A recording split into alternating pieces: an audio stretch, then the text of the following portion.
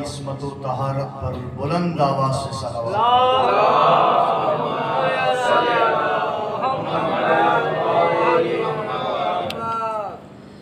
اس طریقے سے نہیں بلکہ محبت بھری صلوات پڑھیں۔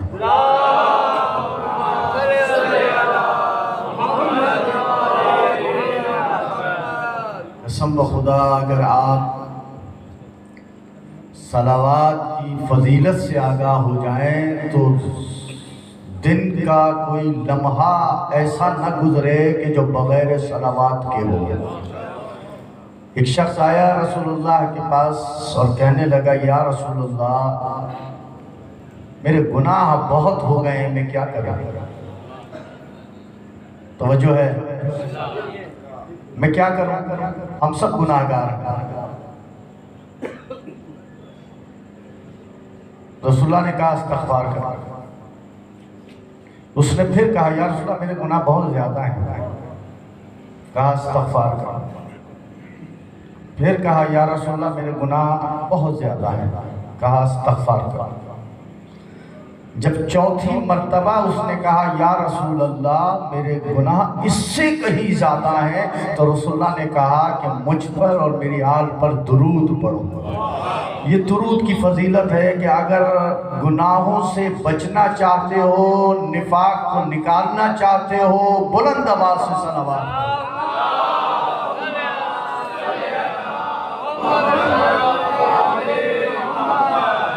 اعوذ باللہ السمیع العلیم من الشیطان اللعین الرجیم، بسم اللہ الرحمن الرحیم، بسم اللہ النور، بسم اللہ النور النور، بسم اللہ نور علی نور، بسم اللہ الذی خلق النور من النور، الحمد للہ الذی خلق النور من النور، وانزل النور على الطور والبيت المعمور والسقف المرفوع في كتاب مسطور، في رق منشور على نبي محبور، الصلاة والسلام والتحية والإكرام على أشرف الأنبياء والمرسلين، والله عاصمه وجبريل خادمه، والبراق مركبه، والمعراج سفره، وسدرة المنتهى مقامه، وقاب قوسين مطلوبه، والمطلوب مقصوده، سید الثقلین نبی الحرمین امام القبلتین وسیلتنا فی الدارین محبوب رب المشرقین ورب المغربین، جد الحسن والحسین مولانا و مولا الثقلین ابی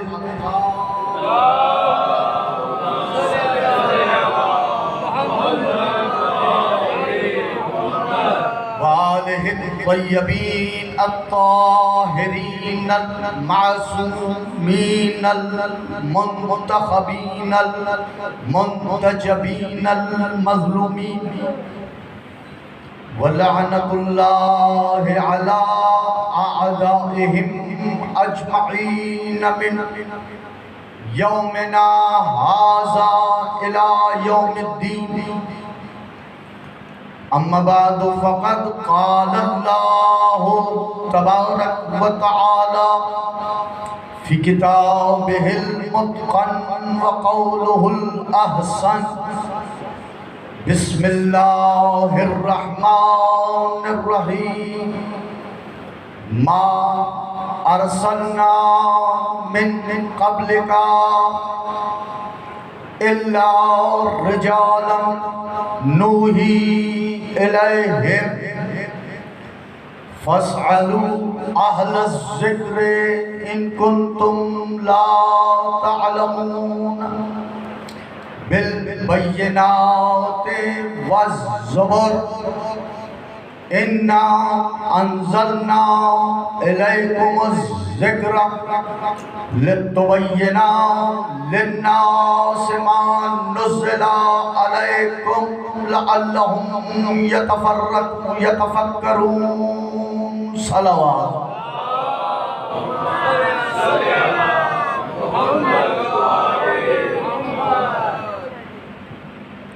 عزیزان من، جوانان من،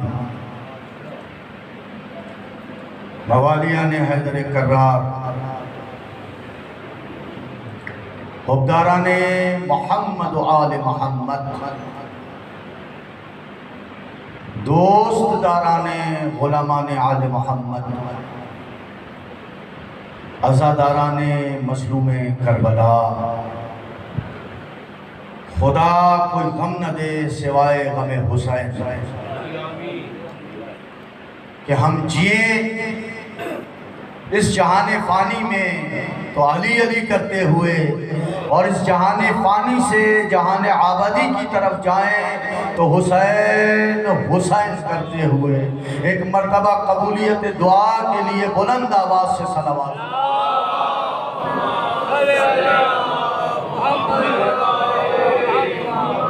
عزیزان محترم،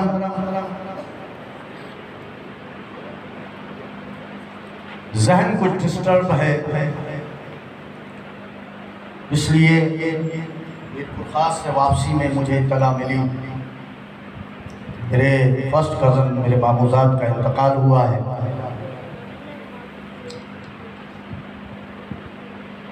لیکن کل نفس ذائقۃ الموت، ہر ایک کو جانا ہے، لیکن جانے والا ذہنوں پر کچھ نقوش چھوڑ کر جاتا ہے۔ تو آج آپ میرا ساتھ دیں گے تو میں کچھ گفتگو کروں گا، جس طریقے سے کل آپ نے میرا ساتھ نبھایا، آج اس سے بڑھ کر میرا ساتھ نبھانا ہے۔ ذکر اور اہل ذکر کے عنوان سے اس امام بارگاہ حسینی کے عشرہ اولیٰ کی آج دوسری مجلس آپ کے پاکیزہ اذہان کے حوالے کرنے کی سعادت حاصل کر رہا ہوں، اور اس گفتگو کے لیے میں نے جس آیہ مبارکہ کا سہارا لیا وہ سورہ مبارکہ نحل کی 43ویں اور 44ویں آیت ہے۔ لا ریب کا لا ریب ذکر، منزہ من السماء کا منزہ ذکر، علی اعلیٰ کا اعلیٰ ذکر۔ تو جب ذکر اعلیٰ ہوگا تو اہل ذکر اعلیٰ کس لیے نہیں ہو؟ بس عزیزان محترم، سورہ مبارکہ نحل چاہتا ہوں کہ اگر اس کا ترجمہ آپ نے توجہ سے سماعت فرما لیا تو مجھے تفسیر کی ضرورت نہیں رہے گی۔ پروردگار کا ارشاد ہو رہا ہے، ما ارسلنا من قبل کا، خطاب ہے علی اعلیٰ کا، مخاطب ہے اپنے محبوب سے، کائنات کی اعلیٰ ترین مخلوق سے، مصطفیٰ سے، مجتبیٰ سے، مرتضیٰ سے خطاب کر رہا ہے اللہ، اور کہہ رہا ہے ما ارسلنا من قبل کا، اے رسول ہم نے آپ سے قبل نہیں بھیجے،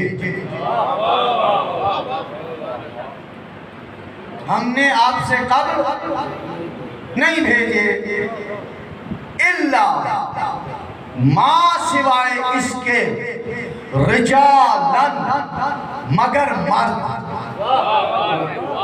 اللہ اکبر، کیا بھیجے؟ مرد، یعنی اللہ کی طرف سے جو آتا ہے مرد صورت بھلے ہو لیکن مرد سیرت ہو، مرد صورت ہونا اور بات ہے، مرد سیرت ہونا اور بات ہے، اور خدا جس کو رجال کہے اس کا مقام کیا ہوگا انشاءاللہ جب گفتگو آئے گی تو آگے بتاؤں گا کہ نگاہ احدیت میں رجال کہتے کسے ہیں، کہ قرآن کا ترجمہ کر دینا اور بات ہے، قرآن کے الفاظ کو سمجھنا اور بات ہے، ترجموں کے ذریعے سے پیغام الہی کو سمجھا نہیں جا سکتا جبکہ ذکر اور اہل ذکر درمیان ما ارسلنا من قبلک الا رجالا، اے رسول ہم نے اس سے قبل نہیں بھیجے مگر رجال، ایسوں کو بھیجا، یعنی جنہیں ہم بھیجتے ہیں ان میں کم از کم دو خصوصیتیں تو ہوتی ہیں، ایک ان میں رجولیت پائی جاتی ہے، ایک وہ رجل ہوتے ہیں، اور دوسری خصوصیت کیا ہوتی ہے؟ نوحی الیہم، ہم ان پر وحی کرتے ہیں۔ اللہ اکبر،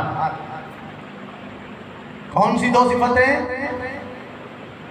دیکھیں میری خامی میں نے آپ کو بتا چکا ہوں، آج کا بندہ نہیں ہوں، کب سے آپ کے درمیان پڑھ رہا ہوں، خامی یہ ہے آپ بولیں گے تو میں بولوں گا، مجھے نعروں کی پرواہ نہیں ہے، بار بار میں ہر مجلس کے آغاز میں یہ آپ کو بتا دیتا ہوں، نعروں کی مجھے پرواہ نہیں ہے، مجھے پرواہ یہ ہے کہ آپ مجھے احساس دلاتے رہیں کہ جو میں دے رہا ہوں وہ آپ ریسیو بھی کر رہے ہیں یا نہیں کر رہے ہیں۔ اگر آپ ریسیو نہیں کر رہے تو پھر میرا دینا بیکار ہے۔ ما ارسلنا من قبل کا نہیں بھیجے ہم نے تجھ سے قبل الا رجالا، مگر رجل، مگر رجال، مگر مرد، یعنی جو اللہ کی طرف سے آتا ہے وہ مردان خدا کا درجہ رکھتا ہے، صفت مردانگی اس کے پاس ہوتی ہے، اور دوسری صفت نوحی الیہم، اور جب یہ دو صفتیں بتا دی ایک مرتبہ ارشاد ہو رہا ہے فاسألوا اہل الذکر، بس سوال کرو اہل ذکر سے، سوال کرو اہل ذکر سے۔ کون سوال کرے؟ ان کنتم لا تعلمون، اگر تم نہیں جانتے، بالبینات والزبر، اور دوسری خصوصیت اب اہل ذکر کی خصوصیت بتائی کہ جس سے تم سوال کرو گے، یہ تو پہلے والوں کی خصوصیت تھی کہ وہ رجال ہوں گے، وہ رجولیت رکھتے ہوئے ہوں گے، وہ مردانگی رکھتے ہوئے ہوں گے، اور ہماری وحی ان پر آتی ہوگی، اور پھر جس سے سوال کرو اس میں دو خصوصیتیں تو دیکھ لینا کہ جب سوال کرو تو بالبینات، وہ واضح دلائل کے ذریعے، روشن دلائل کے ذریعے، معجزات کے ذریعے، والصبر اور گزشتہ کتابوں کے ذریعے ان سوالوں کا جواب۔ اللہ اکبر، قسم بخدا یہاں پر آ کر تھوڑا سا روک رہا ہوں۔ اہل ذکر کی دو صفتیں بالبینات والصبر، یعنی وہ معجزوں کے ذریعے سے، بینہ معجزہ، بینہ واضح دلیل، بینہ روشن دلیل، بینہ ایسی دلیل کہ جس کا کوئی توڑ نہ ہو، ایسی دلیل کہ پھر کٹ حجتی نہ ہو، یعنی پھر جب ایسی دلیل ہو جائے تو پھر آرگومنٹ نہیں ہوتا، پھر دلیل پر دلیل نہیں ہوتی، پھر اگر ہوتا ہے اور اگر کوئی نہ مانو کی منزل پر ہوتا ہے تو پھر یہی آتا ہے، پروردگار کی حکم طرف سے حکم آتا ہے کہ فمن حاجک کا من بعد ما جاءک من العلم، علم آ جانے کے بعد اب حجت نہیں ہوگی، اب آرگومنٹ نہیں ہوں گے، اب دلیل نہیں چلے گی۔ فقل تعالوا ندعو ابناءنا وابناءکم ونساءنا ونساءکم وانفسنا وانفسکم ثم نبتہل۔ اب نبتہل ہوگا، اب مباہلہ ہوگا، کب؟ جب علم آ جائے۔ اللہ اکبر۔ تو اہل ذکر کی دو خصوصیات، اور پھر کون سی؟ پہلی خصوصیت بالبینات، واضح دلائل والزبر، اور گزشتہ کتابوں کا، گزشتہ کتابوں سے وہ جواب دے گا۔ اور پھر ہمیں نظر آیا ایک ایسا اہل ذکر کہ جو منبر پر آ کر یہ کہنے لگا سلونی سلونی قبل ان تفقدونی، پوچھ لو، سوال کر لو اس سے پہلے کہ میں تمہارے درمیان نہ رہوں، اور اگر میرے لیے مسند قضا بچھا دی جائے تو علی اہل تورات کو تورات سے جواب دے گا، اہل زبور کو زبور سے جواب دے گا، اہل انجیل کو انجیل سے جواب دے گا، اور ایسے دے گا، اہل قرآن کو قرآن سے جواب دے گا، اور ایسے جواب دے گا کہ وہ کتابیں خود اس کی حقانیت کا جواب۔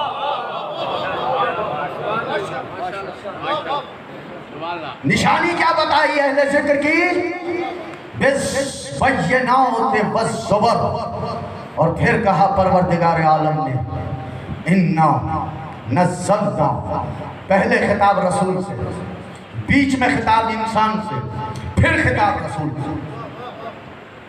پہلا خطاب رسول سے، کون سا؟ ما ارسلنا من قبلک الا رجالا ونوحی الیہم، یہ خطاب ہو رہا ہے رسول سے۔ اور پھر ہم سے مخاطب ہوا فَاسْأَلُوا اہل الذکر، پس سوال کرو۔ میں نے فا کا کل ترجمہ کر دیا تھا، تشریح کر دی تھی کہ فا اور ما کہاں استعمال ہوتا ہے، آج نہیں کروں گا، تذکیر نہیں کروں گا۔ فَاسْأَلُوا اہل الذکر، بس فوراً سوال کرو، لیکن سوال کس سے کرو؟ ہر ایک کے دروازے پر نہ جاؤ، اہل ذکر کے دروازے پر جاؤ۔ اور قسم بخدا اتنی مہم آیت ہے یہ، اور آیت کا یہ ٹکڑا فَاسْأَلُوا اہل الذکر ان کنتم لا تعلمون، بس سوال کرو اگر تم نہیں جانتے اہل ذکر سے۔ عزیزان محترم، جو اہل فقہ ہیں وہ بحث کرتے ہیں اسی آیت کے ٹکڑے سے، جو اہل منطق ہیں وہ بحث کرتے ہیں اسی آیت کے ٹکڑے سے، جو اہل علم کلام ہیں وہ بحث کرتے ہیں آیت کے اسی ٹکڑے سے، جو فلسفی ہیں وہ بحث کرتے ہیں آیت کے اسی ٹکڑے سے، جو مفسر ہیں وہ بیان کرتے ہیں آیت کے اسی ٹکڑے سے۔ اور مفسرین یہاں تک کہتے ہیں کہ اگر اہل بیت کی شان میں قرآن کی کوئی آیت نازل نہ ہوئی ہوتی، صرف یہ آیت ہوتی، اس آیت کو وہ بندہ کہیں سے بھی شروع کرے، یہ آیت اسے لے جا کر در اہل بیت جہاں سے۔ فَاسْأَلُوا اہل الذکر، فَاسْأَلُوا عامر کا صیغہ ہے، عامر کس کا؟ خدا کا، یعنی خدا بھیج رہا ہے اہل ذکر کے پاس۔ توجہ چاہ رہا ہوں، جملوں پر غور کریں، کون بھیج رہا ہے؟ خدا بھیج رہا ہے۔ کس کے پاس بھیج رہا ہے؟ اہل ذکر کے پاس۔ کس کو بھیج رہا ہے؟ ان کنتم لا تعلمون، ان کو بھیج رہا ہے جو لا تعلمون کی منزل پر ہے۔ کون ہے لا تعلمون کی منزل پر؟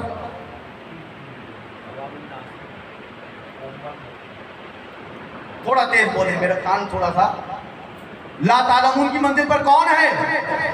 بھئی پہلے پتہ تو چلے، جب لا تعلمون کا پتہ پڑ جائے گا تو اہل ذکر پر تھوڑی سی روشنی پڑ جائے گی۔ بھئی یہ سنت الہیہ ہے کہ پروردگار ضد کے ذریعے سے ضد کو پہچانواتا ہے، شے کو پہچانواتا ہے اس کی ضد کے ذریعے سے۔ هل يستوي الذين يعلمون والذين لا يعلمون، کیا عالم اور جاہل برابر ہو سکتے ہیں؟ کیا جاننے والا اور نہ جاننے والا برابر ہو سکتے ہیں؟ نہیں ہو سکتے نا۔ تو قرآن کہہ رہا ہے تو اب لا تعلمون کا پتہ پڑ جائے تو پھر تعلمون کا بھی پتہ پڑ جائے گا۔ کہ لا تعلمون کی منزل پر کون ہے اور تعلمون کی منزل پر کون ہے؟ جو تعلمون کی منزل پر ہے وہ اہل ذکر ہے.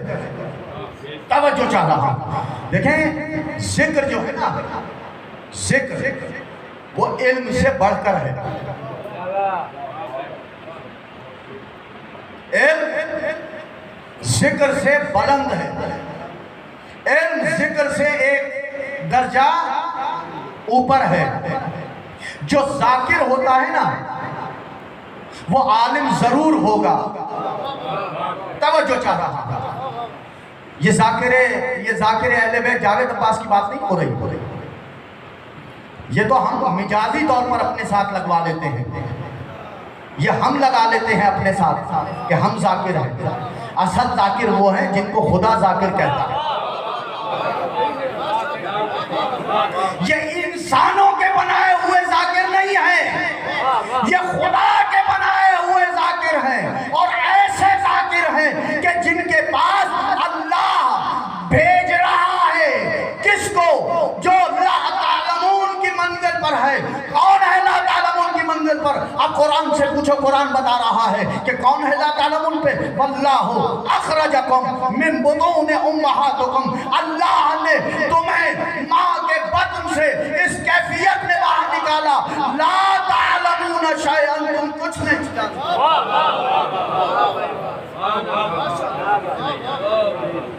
اب کون ہے لا تعلمون کی منزل پر؟ ہر انسان لا تعلمون کی منزل پر ہے. اور تعلمون کی منزل پر وہ ہے جس کے لیے خدا یہ کہے الرحمن علم القرآن خلق الانسان علمہ البیان. جو خلقت سے پہلے علم رکھتا ہو،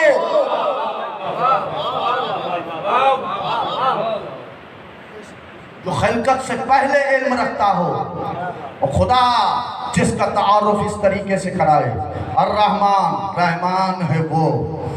علم القرآن، جو قرآن کی تعلیم دے. خلق الانسان، اور پھر انسان کو خلق کرے. وَعَلَّمَهُ الْبَيَانِ، اور پھر بیان کی تعلیم دے. بھئی بیان کی تعلیم بعد میں ہے، انسان کی تخلیق پہلے ہے، اور اس سے پہلے تخلیق سے قرآن کی تعلیم ہے. بیان جب ہوگا جب انسان آئے گا، اور علم جب ہوگا جب انسان آیا بھی. اوہ اکبر. ابھی انسان اس منزل پر ہے کہ ناقابل تذکرہ ہے یا نہیں؟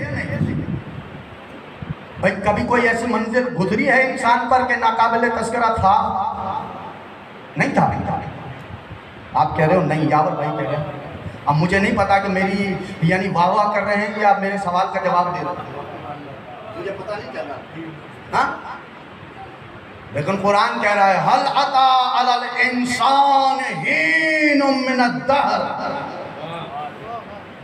کوئی وقت دہر میں انسان پر ایسا گزرا ہے لم یکن شیئا مذکورا، تھا مگر قابل ذکر نہیں تھا. تھا مگر قابل ذکر نہیں تھا. اب آپ کہیں گے تھا بھی کہہ رہے ہیں اور قابل ذکر بھی نہیں کہہ رہے ہیں. بھائی قابل ذکر جب ہوتا ہے جب قابل تعارف ہوتا ہے. توجہ ہے. تھوڑی سی بحثیں الجھی ہوئی ہو جاتی ہیں، پیچیدہ ہو جاتی ہیں، تو میرا ساتھ دیا کریں. ہاں تھوڑا سا ہوں ہاں کرتے رہا کریں بس، تاکہ بھلے آپ کو سمجھ میں آ رہی ہو یا نہیں آ رہی ہو. بعض ہم ایک خطاب سن رہا تھا تو ایک بڑے خطیب ہیں، نام کے بڑے نامور خطیب ہیں اور واقعی بڑے خطیب ہیں. وہ یہ کہہ رہے تھے کہ میں نے ایک شخص سے پوچھا کہ تم یہ جو بڑھ بڑھ کر نعرے لگا رہے ہو، واہ واہ کر رہے ہو، تمہاری بات سمجھ میں آ رہی ہے؟ کہا بات سمجھ میں نہیں آ رہی جب تو واہ واہ کر رہا ہوں کہ جو میری سمجھ میں نہیں آ رہی یقیناً کوئی ایسی بات ہے جو میری سمجھ سے بھی اعلیٰ ہے.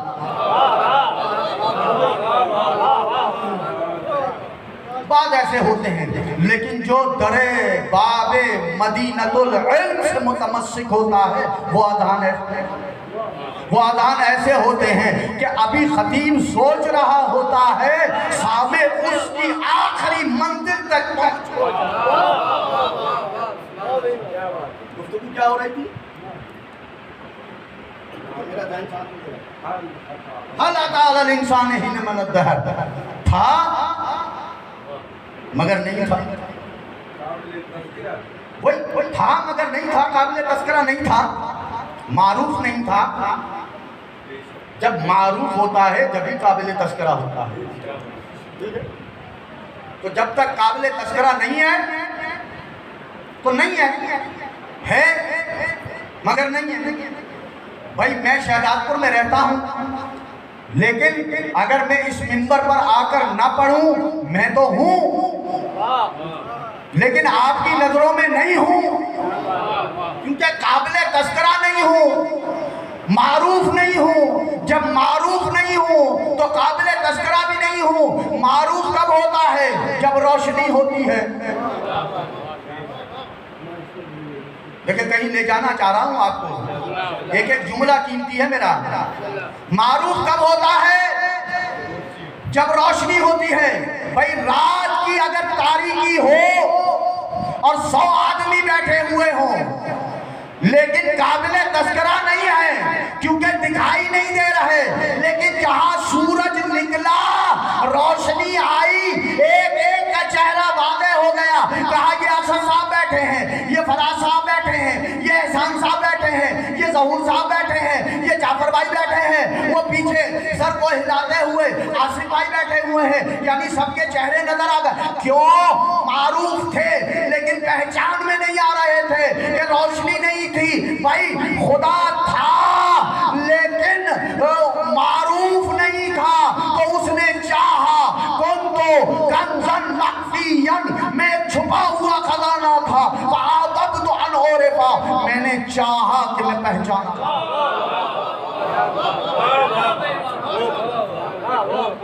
میں نے چاہا کہ میں پہچانا جاؤں۔ فَخَلَقْتُكَ الْخَلْقَ لَكَيَ أَعْرَفُ، تو میں نے ایک مخلوق کو خلق کیا تاکہ میں پہچانا جاؤں۔ اور اس اول مخلوق کو جب پروردگار نے بنایا تو کس سے بنایا؟ اپنے نور عظمت و جلال کے ذریعے سے بنایا، اور جلال کے ذریعے سے عظمت نور عظمت جلال کون سا تھا؟ وہ نور عظمت جلال میرے 7ویں امام کا فرمان ہے۔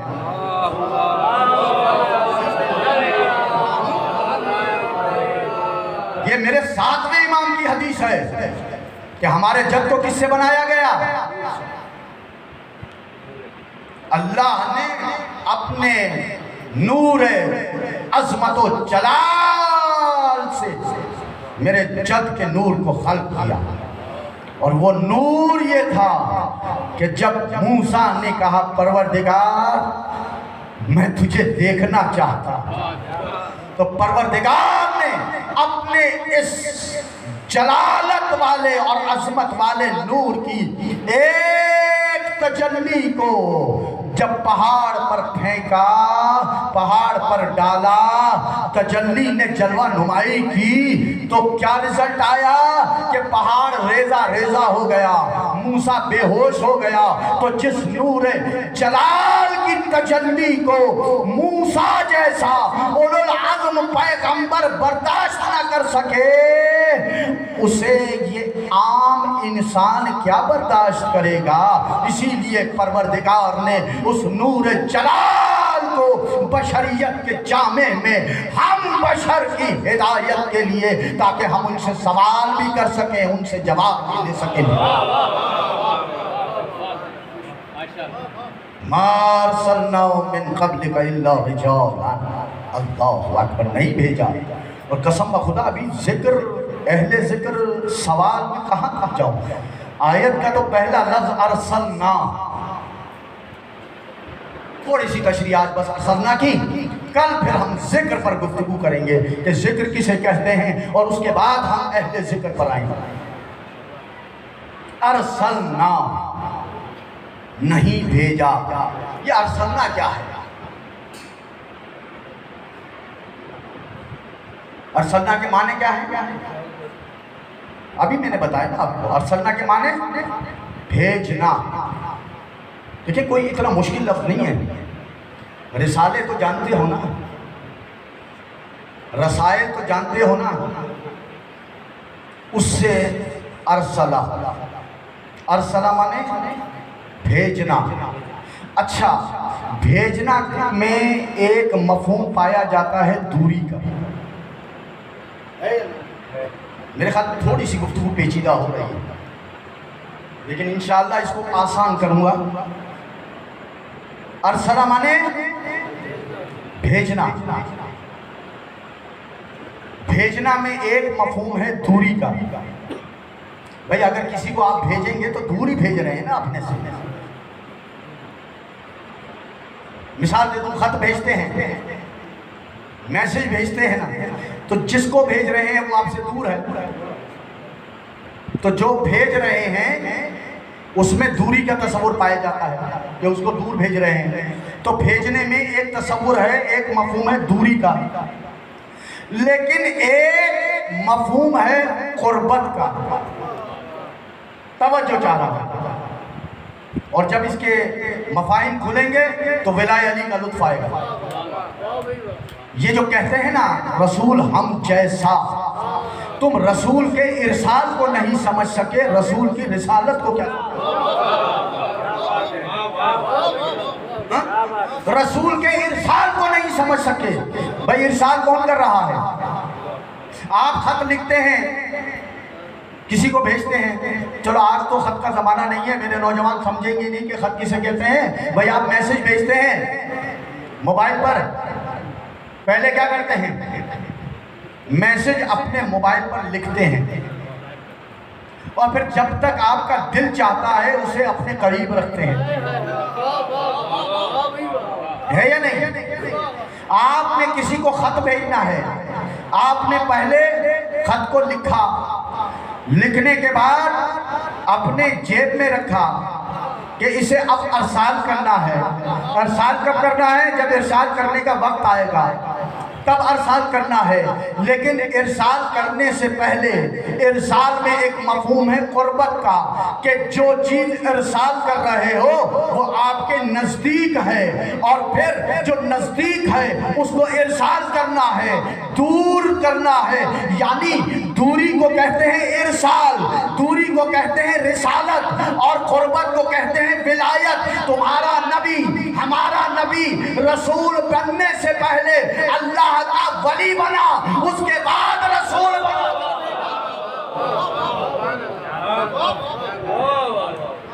بھیجنا دوری رسالت کو کہتے ہیں، قرب ولایت کو کہتے ہیں۔ ولایت پہلے ہے، ارسال بعد میں ہے۔ تو رسول کو پہلے ولی بنایا، ما ارسلنا، ہم جیسا رسول۔ جب ہم اعتراض کرتے ہیں تو اس کا ایک جواب دیتے ہیں۔ کیا جواب دیتے ہیں؟ بھائی خود رسول کہہ رہے ہیں، ہے یا نہیں؟ یہ جواب آتا ہے۔ آیت پیش کر دیتے ہیں، اللہ مولا سلامت رکھے، کہ کیا آیت پیش کرتے ہیں؟ انما، ہاں دیکھو حسر کے ساتھ کہہ رہا ہے پروردگار، رسول حسر کے ساتھ کہہ رہے ہیں، انما انا بشرم مثلکم، میں تمہارے جیسا ایک بشر ہوں، میں تمہارے جیسا ایک بشر ہوں۔ بھائی رسول خود کہہ رہے ہیں تو رسول ہمارے جیسے، رسول نے یہ تو کہا میں تمہارے جیسا، کبھی یہ بھی کہا تم میرے جیسے؟ کبھی اس نے نہیں کہا کہ رسول ہم جیسا، جس کے لیے رسول نے یہ کہا علی منی وانا منہ، علی مجھ سے ہے میں علی سے ہوں، حسین منی وانا منہ، حسین مجھ سے ہے میں حسین سے ہوں، حسن منی وانا منہ، حسن مجھ سے ہے میں حسن سے ہوں، فاطمہ تو بضعۃ منی، فاطمہ میرا ٹکڑا ہے۔ کبھی انہوں نے نہیں کہا کہ ہم علی کے لیے کہا لحم کا لحمی یا علی، جسم کا جسمی یا علی، عزم کا عزمی یا علی، علی تیرا گوشت میرا گوشت، تیری ہڈی میاں تیری کھال میری کھال، تیرا خون میرا خون، وہ بھی یہ کہتا ہوا نظر آتا ہے۔ اور مباہلہ کے دن اللہ نے کہہ دیا کہ وَأَنفُسَنَا وَأَنفُسَكُمْ، تم اپنے نفسوں کو لاؤ، ہم اپنے نفسوں کو لاتے ہیں۔ مباہلہ کے دن سے نفس رسول کی پہچان، علی نفس رسول، ارے نفس جان کو کہتے ہیں۔ کبھی علی نے نہیں کہا میں رسول جیسا، جب بھی یہی کہا انا عبد من عبید محمد، میں محمد کے غلاموں میں۔ علی کے سامنے یہ آیت نہیں تھی، حسن کے سامنے یہ آیت نہیں تھی، مخدومہ بی بی کے سامنے یہ آیت نہیں تھی، حسنین کے سامنے یہ آیت نہیں تھی، لیکن وہ آیت کی تیور کو بھی جانتے تھے، آیت کے مزاج کو بھی جانتے تھے، آیت کے شان نزول کو بھی جانتے تھے، آیت کس لیے نازل ہوئی اس کو بھی جانتے تھے، آیت کی جہتوں کو بھی جانتے تھے، آیت کی ڈائمنشن کو بھی جانتے تھے۔ اور پھر آدھی آیت پر عقیدہ نہیں بنایا جاتا، آدھی آیت پر عقیدہ نہیں بنایا جاتا۔ اگر آدھی آیت پر عقیدہ بناؤ گے تو گمراہ ہو جاؤ گے۔ بھئی آیت آدھی آنا بشر مثلکم، اچھا چلو خدا کہہ رہا ہے والعصر ان الانسان لفی خسر، رک جاؤ اس پر، لو ایمان، تمام انسان خسارے میں ہیں اگر آگے الا نہیں کرو گے۔ آگے بڑھو، لا تقربوا الصلاۃ، موجے ہو جائیں گے، ہاں نماز کے قریب نہ جاؤ، ہاں آگے نہ بڑھو، آدھی آیت پر رک جاؤ۔ بھئی آدھی آیت سے عقیدہ بنا رہا رسول ہم جیسا، رسول نے کہا رک جاؤ لا تقربوا الصلاۃ، نہیں اس کو بھی چھوڑو، رک جاؤ لا الہ،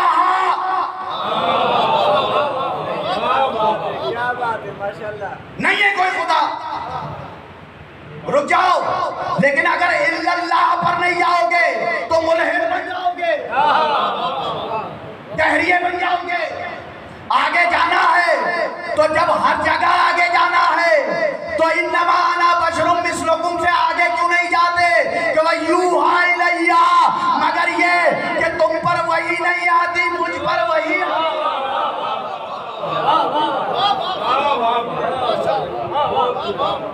میں بشر ہوں مگر صاحب وحی۔ یہ ایک فرق، کوئی آسان فرق نہیں، اور حقیقت یہ ہے کہ بشر بھی ہم جیسا نہیں۔ موقع ملا تو تشریح کروں گا، لیکن بات یہ کہہ دوں، یہ کہنا کیوں پڑا رسول کو، اللہ کو کہلوانا کیوں پڑا؟ رسول نے نہیں کہا، بول رہے ہیں بول انما انا بشر مثلکم، اے رسول کہہ دو۔ کیوں کہلوایا اللہ نے؟ اس لیے کہلوایا یہ رسالت کی عظمت گھٹانے کے لیے نہیں آیا تھا۔ بھئی کوئی محب ایسا ہوتا ہے جو اپنے محبوب کو پست کرے؟ ایک جگہ کہتا ہے وَرَفَعْنَا لَكَ ذِكْرَكَ، اے حبیب ہم تمہارے ذکر کو بلند کریں گے۔ اور پھر ایک جگہ کہتا ہے اے رسول کہہ دو، ان سے کہہ دو یہ بیچارے ہیں، یہ پتھروں کو پوجنے والے، توجہ چاہ رہا ہوں، یہ پتھروں کو پوجنے والے، یہ چاند کی پرستش کرنے والے، یہ سورج کے سامنے جھکنے والے، یہ شجر کی عبادت کرنے والے، ہاں یہ لوگ چھوٹی چھوٹی چیزوں کی عبادت کرنے والے، یہ وہ لوگ کہ جو عیسیٰ کو اگر دیکھ لیں کہ مردے کو زندہ کرتا ہے تو عیسیٰ کو اللہ کا بیٹا بنا دیں۔ یہ لوگ اگر دیکھ لیں کہ عزیر 100 سال مر کر بھی زندہ ہو جاتا ہے تو عزیر کو ابن اللہ کہہ دیں۔ ان کی عقلیں اتنی ہیں، اے رسول اب تو ان کے درمیان آیا ہے، اور تو وہ ہے کہ اگر پتھر تیرے ہاتھ پر آ جائیں تو بولنے لگتے ہیں، اگر پتھر تیرے ہاتھ میں آ جائیں تو بولنے لگتے ہیں، اگر شجر کو اشارہ کرے، شجر اپنی درخت اپنی جگہ کو چھوڑ کر تیری سمت بڑھتا چلا جاتا ہے، اگر چاند کو اشارہ کرے کریں چاند دو ٹکڑے ہو جاتا ہے، اگر سورج کو اشارہ کریں ڈوبا ہوا سورج پلٹ آتا ہے۔ کہیں ایسا نہ ہو یہ سب کو چھوڑ کر تجھے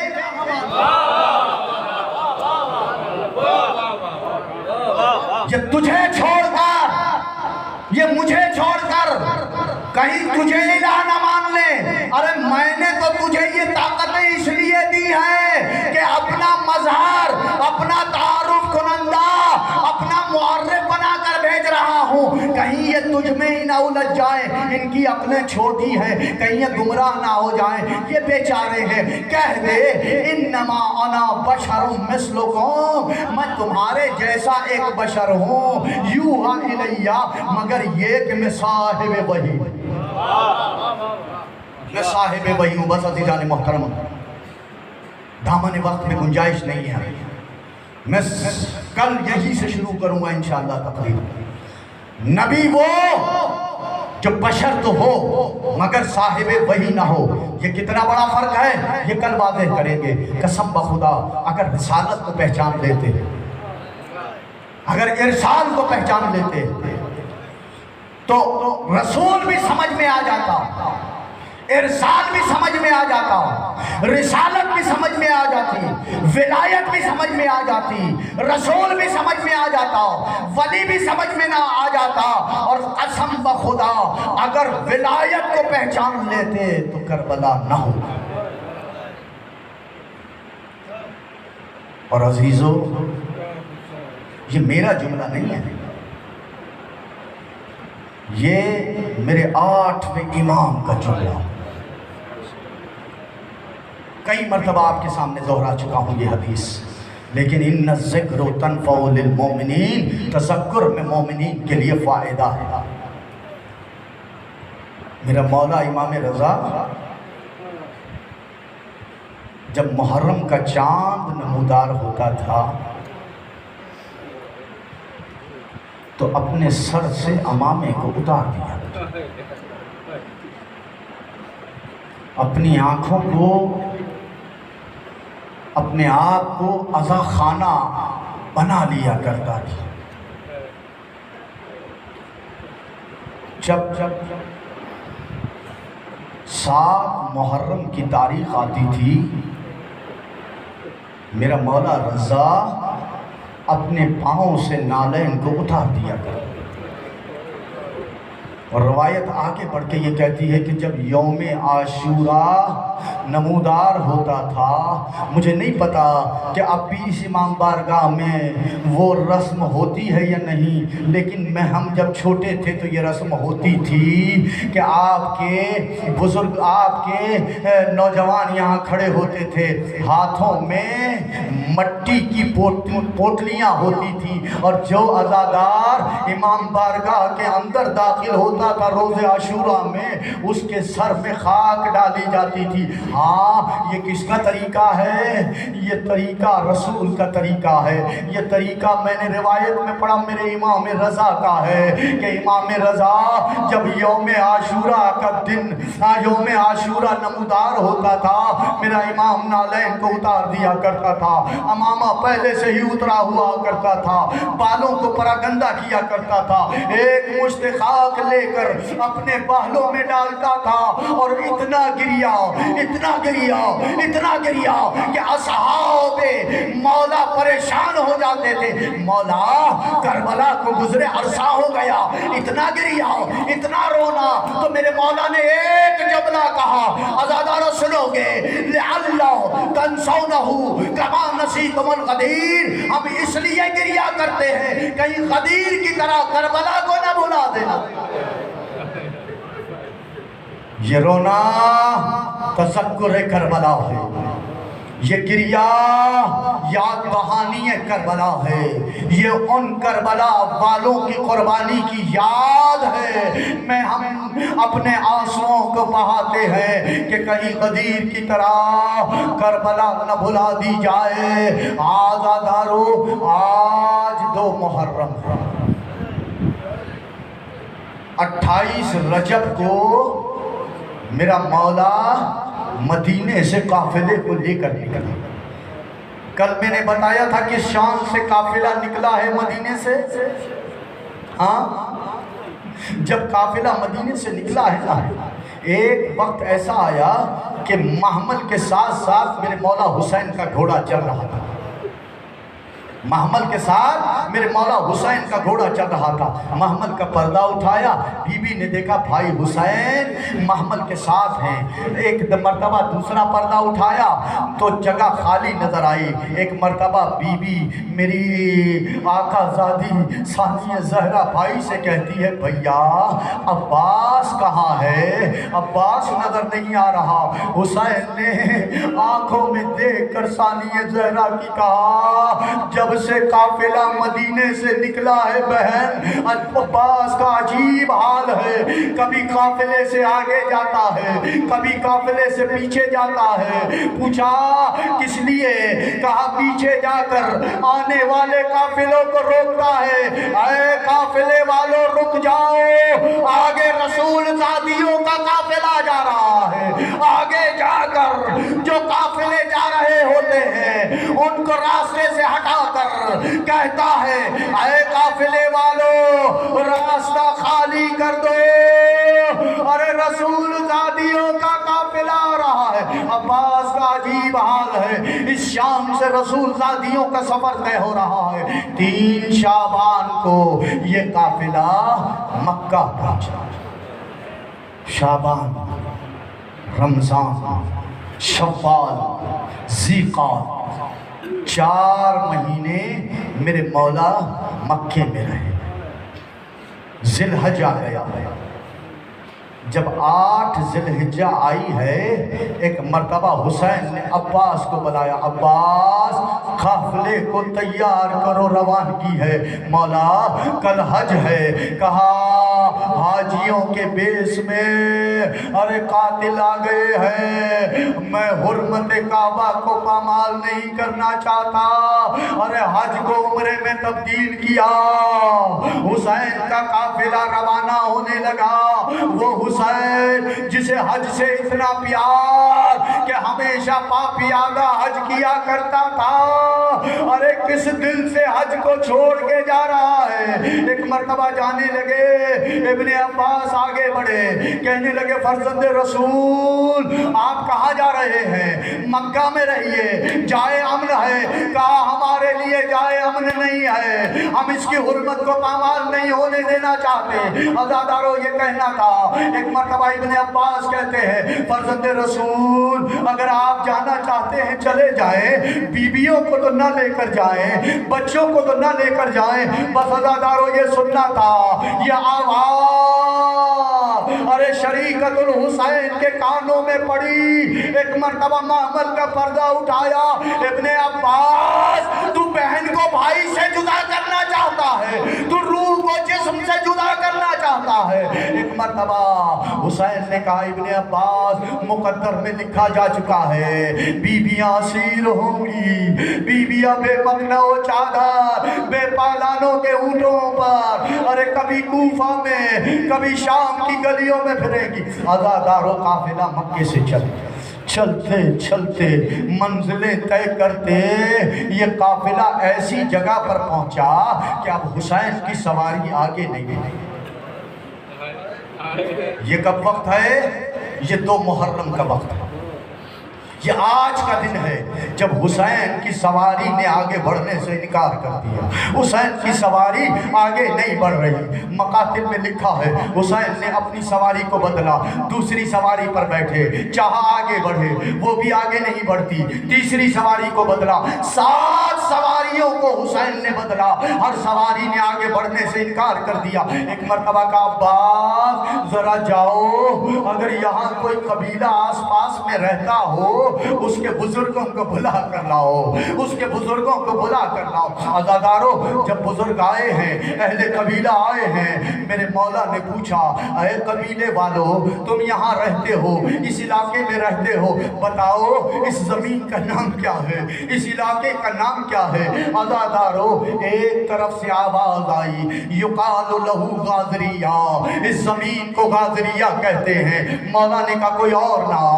एक आवाज आई युकाल लहू नैनवा, इस जमीन को नैनवा कहते हैं। फिर आवाज आई कोई और ना।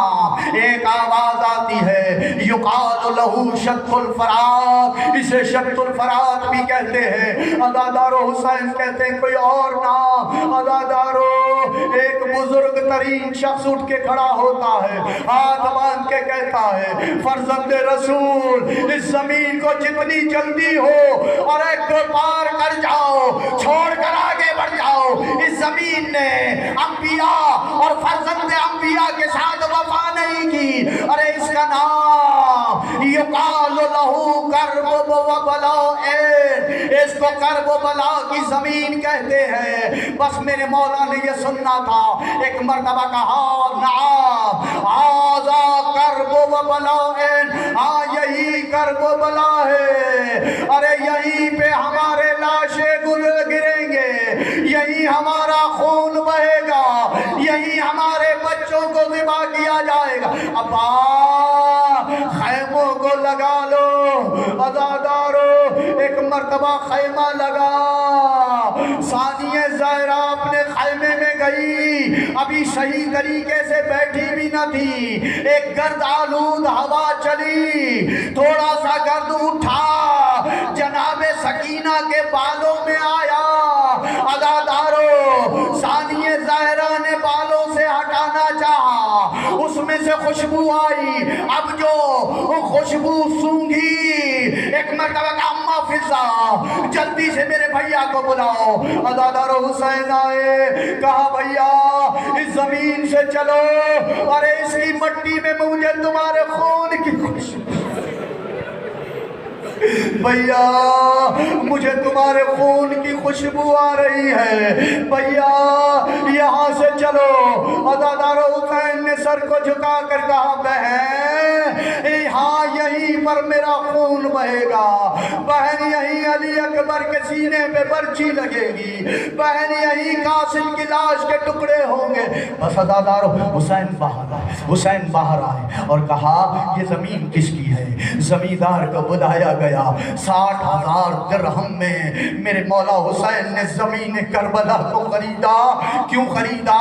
ताकि हुसैन उस जमीन का मालिक हो जाए और जो उस जमीन पर आए हमला करे वो जारिह कहलाए। हुसैन ने जमीन खरीद कर बता दिया कि यह हमारी मिल्कियत है। हुसैन ने जागीर को अली अकबर के नाम किया, अब्बास को पहरेदार बनाया और एक मर्तबा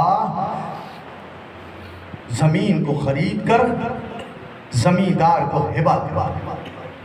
कहा जमीन हम तुम्हें वापस करते हैं, लेकिन देखो हमारी 3 शर्तें हैं। बस आपने क्रिया किया, मजलिस मकबूल हो गई।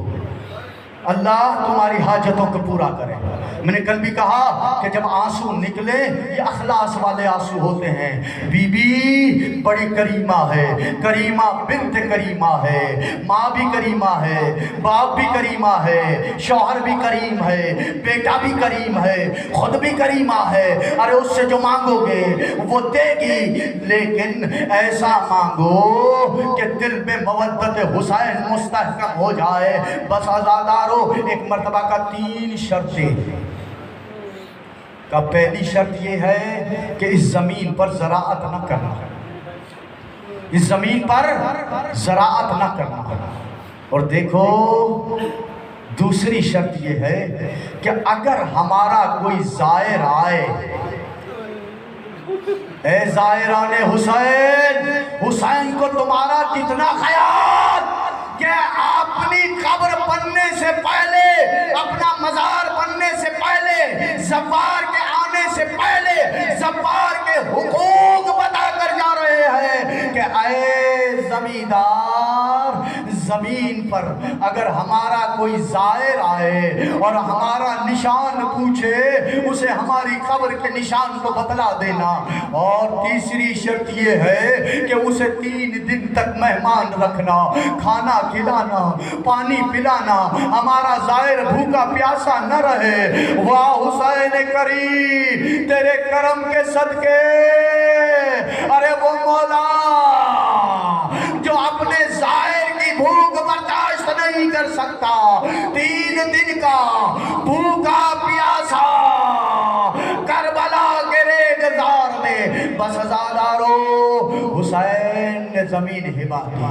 وہ جانے لگے، جاتے جاتے حسین نے روکا، میری ایک بات سنتے جاؤ، بس ازادارو مسائل ختم کر دیے، ایک بات سنتے جاؤ، دیکھو دیکھو جب ہمارے لاشیں یہاں گریں گے نا تو یہ ظالم اپنے لاشوں کو دفن کر کے چلے جائیں گے، لیکن ہمارے لاشیں دفن نہیں کریں گے، تم آنا اور ہمارے لاشوں کو دفن کرتے جانا۔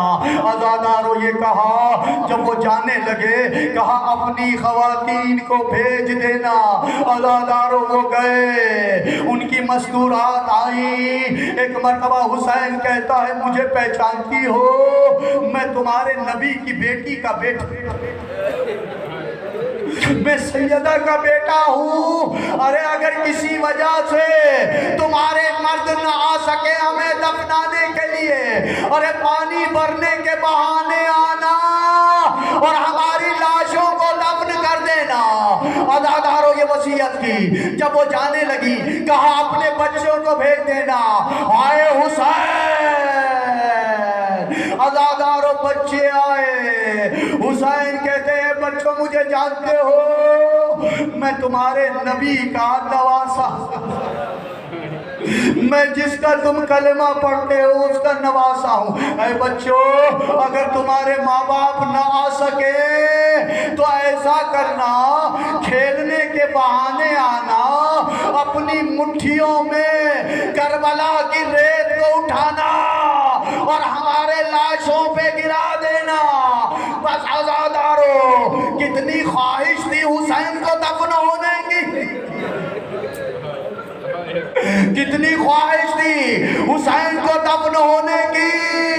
ارے یہ وصیات میرے مولا کا جوان سید سجاد سن رہا ہوگا نا، وہ بھی سن رہا ہوگا، اس کی کیا کیفیت ہوگی جب 12 محرم کو ہاتھوں میں ہتھکڑیاں، پاؤں میں بیڑیاں، گلے میں دو، بابا کا بے کفن لاشا ارے دفنائے بغیر لے جایا جا رہا ہے۔ کس دل سے سید سجاد آگے بڑھا ہوگا اور بہن آگے بڑھی ہوگی، بھیا میرے سر پہ تو چادر نہیں ہے ورنہ اپنی چادر کا کفن۔ وَسَيَعْلَمُ الَّذِينَ ظَلَمُوا أَيَّ مُنْقَلَبٍ يَنْقَلِبُونَ وَلَعْنَةُ اللَّهِ عَلَى الْقَوْمِ الظَّالِمِينَ أَمَّنْ يُجِيبُ الْمُضْطَرَّ إِذَا دَعَاهُ وَيَكْشِفُ السُّوءَ أَمَّنْ يُجِيبُ الْمُضْطَرَّ إِذَا دَعَاهُ وَيَكْشِفُ السُّوءَ أَمَّنْ يُجِيبُ الْمُضْطَرَّ إِذَا دَعَاهُ وَيَكْشِفُ السُّوءَ اللهم يا مقلب القلوب ثبت قلوبنا على دينك اللهم انصر من نصر الدين واخذل من خذل الدين اللهم انصر حماة الدين والمسلمين إلهي بحق محمد وانت المحمود بحق علي وانت علي العالى بحق فاطمة وانت فاطر السماوات والعرض بحق الحسن وانت المحسن بحق الحسين الشهيد وانت قديم الإحسان بحق 9 المعصومين من ذرية حسین علیہ السلام۔ پروردگار تجھے 5 12 14 کا واسطہ، شہدائے کربلا کا واسطہ، اسرائے کربلا کا واسطہ، منتظم ادا کا یہ فرش ادا بچھانا، عزاداروں کا آنا، پڑھنے والوں کا پڑھنا اپنی بارگاہ میں قبول و منظور فرما۔ پروردگار تجھے واسطہ ابواب الحوائج ہے، اے میرے مالک تجھے واسطہ عصر عاشور کے اس لمحے کا جب میرا مولا حسین زین ذوالجنا سے اتر کر دھکٹے ہوئے بازو، میرے اللہ تجھے واسطہ وفادار کے کٹے ہوئے بازو، یہ جو دونوں ہاتھ تیری بارگاہ میں اٹھے ہوئے ہیں، مالک خطا کار ہیں، عصیاں کار ہیں، گناہ گار ہیں، پروردگار اس لیے توسل وفادار کے بازوؤں کے تیری بارگاہ میں التجا کرتے ہیں، ہمارے اٹھے ہوئے ہاتھوں کو رد نہ کر۔ پروردگار تجھے واسطہ ابواب الحوائج کا منتظمین عزا کے دلوں میں، عزاداروں کے دلوں میں، پڑھنے والوں کے دلوں میں جو حاجتیں ہوں، اگر وہ حاجتیں تیرے عدل پر پوری نہ بھی اترتی ہوں تو اپنے فضل سے پورا فرما۔ میرے مالک تجھے واسطہ بیمار کربلا کا، تجھے واسطہ بیمار مدینہ کا، جو مومنین مومنات اس فرش عزا پر بیمار ہیں، ان کے گھروں میں جو بیمار ہیں، پروردگار جس نے میرے ذمے دعائے صحت کی اپیل لگائی ہے، پروردگار مجھ سمیت ان تمام بیماروں کو صحت عاجل و کامل عطا فرما۔ پروردگار ہمیں حالت توجہ دے، پروردگار ہماری عبادتوں میں، ہماری عزاداریوں میں روحانیت عطا فرما۔ پروردگار ہمارے ایمان کو معرفت امام زمانہ سے مستحکم فرما، قلب امام زمانہ کو ہم سے راضی فرما۔ پروردگار تعجیل کر ظہور امام میں، ان کے آوان و انصار و مددگاران میں شمار فرما، ان کے قدموں میں شہادت کی موت نصیب فرما۔ ربنا تقبل دعا بحق زہرا و ابیہا و بعلہا و بنیہا ماتم حسین، یا حسین یا حسین یا حسین۔